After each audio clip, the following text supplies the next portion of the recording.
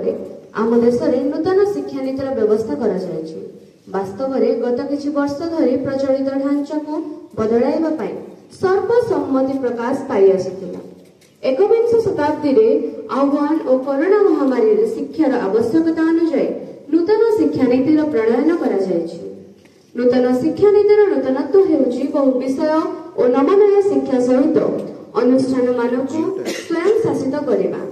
वर्तमान 5 वर्ष हेले सरकारी विद्यालय रे नाम पंजीकरण करा जाउथिबा बेले नूतन शिक्षानीति रे 3 वर्षर पिलांको पाठ पढ़ा आरंभ होइबो। आम संविधान धारा 21 को अनुसार 6 ରୁ 14 वर्षर बालक बालिका मानक पई शिक्षा को स्वाधीन और बाध्यतामूलक करा जायछि।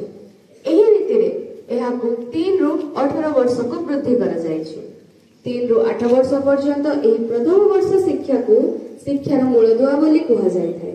एही समय रे शिशु को शिक्षा ग्रहण प्रवणता अधिक थाए बोली विभिन्न गवेषणा रु जणा पड़ि अछि।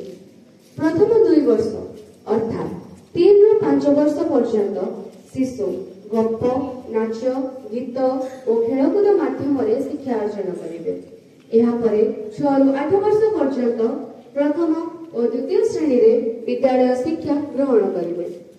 5 वर्ष शिक्षा को प्रारंभिक शिक्षा कहा जाए।